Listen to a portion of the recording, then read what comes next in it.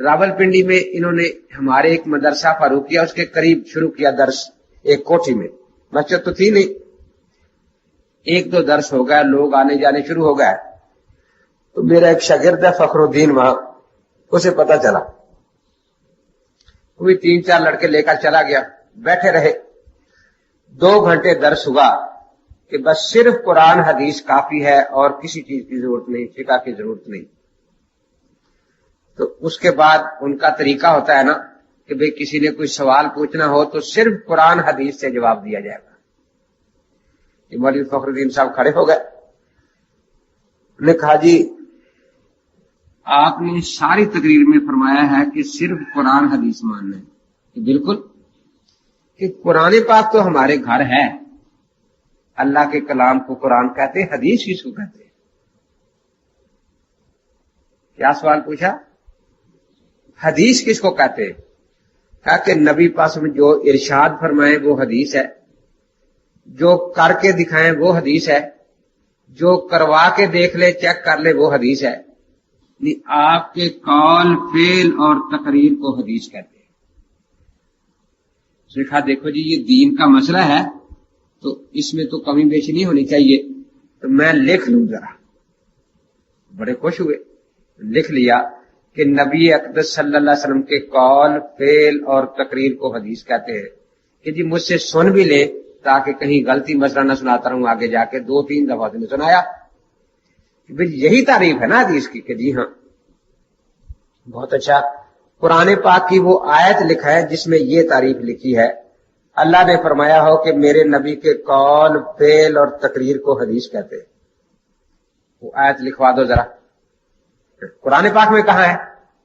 قرآن پاک میں نہیں ہے، کہ جی نہیں ہے۔ نبی پاک کی حدیث لکھوا دو، حضور پاک نے فرمایا ہو کہ میرے قول فعل اور تقریر کو حدیث کہنا۔ حدیث میں یہ کہاں ہے؟ نہ پھر 2 گھنٹے تم جھوٹ ہی بولتے رہے ہو کہ صرف قرآن حدیث، صرف قرآن حدیث۔ حدیث کی تعریف بھی پتہ نہیں کس امتی سی چوری کی ہے آپ نے۔ تو مجھے تو اگر تم سچے ہو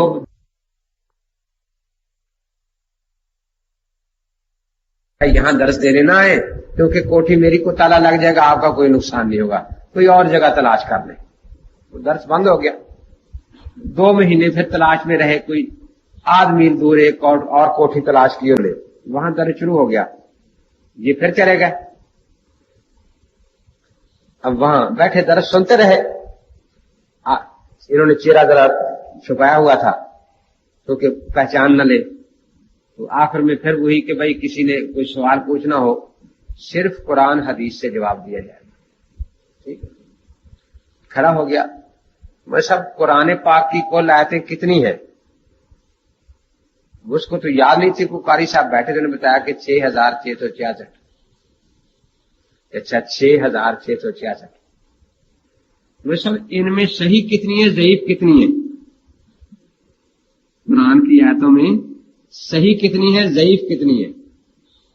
انہوں نے کہا کہ ضعیف کہاں ہے، ساری صحیح ہے۔ بہت اچھا، لکھ لیجیے ساری صحیح ہے۔ احادیث بھی ساری صحیح ہیں یا ان میں ضعیف بھی ہے؟ کہ نہیں حدیثیں صحیح بھی ہوتی ہیں ضعیف بھی ہوتی ہیں، ان میں تقسیم ہے۔ بہت اچھا، تو آپ مجھے صرف 2 حدیثیں لکھا دے، ایک ایسی حدیث لکھائیں جس کو اللہ یا اللہ کے رسول نے صحیح فرمایا ہو، اللہ یا اللہ کے رسول نے صحیح فرمایا ہو، اور ایک ایسی حدیث لکھائیں جس کو اللہ یا اللہ کے رسول پاک نے ضعیف کہا۔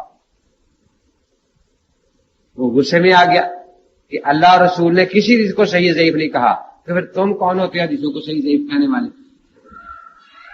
جب تمہارا عقیدہ یہی ہے کہ اللہ اور رسول کے سوا ہم کسی کی بات مانتے ہی نہیں، تم کون ہوتے ہو یہ کہو کہ یہ حدیث صحیح ہے، یہ ضعیف ہے، یہ صحیح ہے، یہ ضعیف ہے؟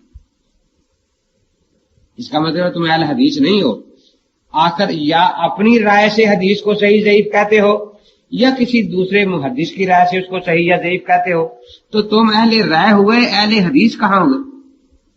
حدیث کو ماننے سے پہلے اپنی یا کسی محدث کی رائے ماننی پڑتی ہے۔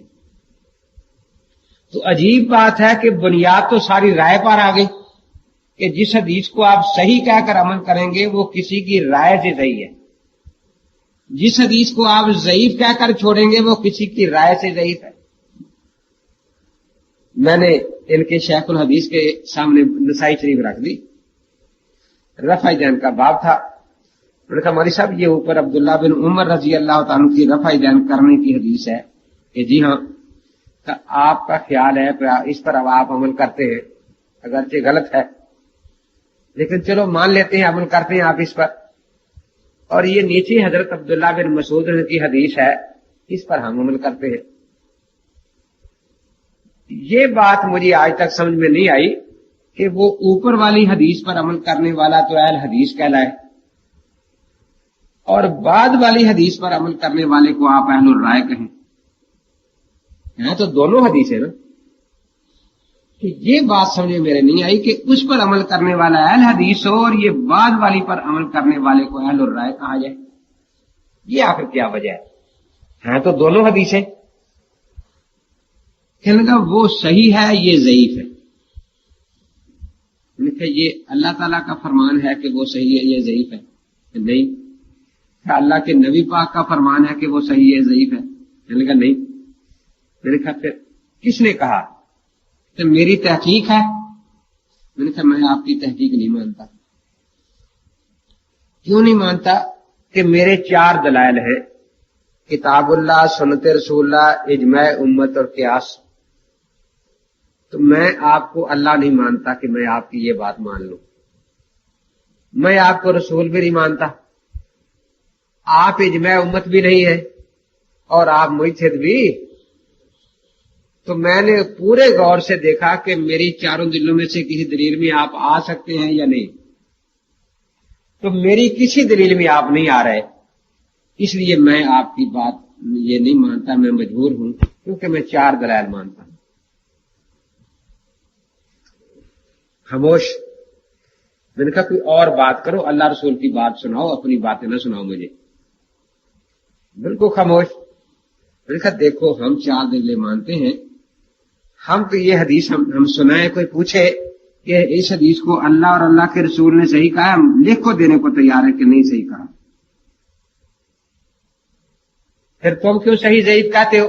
हम कहेंगे कि फिर हम तीसरा कदम उठा लेंगे कि अगर उस हदीस पर 4 आइमा का अमल है तो हम कहेंगे बदलील इजमा ये हदीस सही है। तो दलील से सही हुई ना, क्योंकि इजमा हमारे यहां दलील शरई है। और अगर आइमा हजरात उस मसले में इख्तलाफ होगा तो हम कहेंगे कि हमारे इमाम अबू हनीफा रहमतुल्लाह अलैह का अमल इसके मुताबिक पाया गया फिक़ह की किताबों में, इसलिए हम अपने इमाम के अमल की वजह से इसको सही कहते हैं और साथ लिख कर देने को तैयार हैं कि हम में कोई जिद नहीं। जिस हदीस के मुवाफिक हमारे इमाम साहब का अमल है हम उसको सही कहते हैं। अगर कोई उस हदीस को अल्लाह ताला से ज़ईफ साबित कर दे तो हम अपने इमाम की बात छोड़ देंगे, उस हदीस को सही कह दे, ज़ईफ कह देंगे। अगर कोई अल्लाह के रसूल से साबित कर दे कि ये हदीस ज़ईफ है तो हम अपने इमाम की बात छोड़ देंगे, बिल्कुल जिद नहीं करेंगे। अगर किसी खलीफा राशिद या सहाबी से साबित कर दे कि ये हदीस ज़ईफ है, हम बिल्कुल जिद नहीं करेंगे, हम वो हदीस छोड़ देंगे।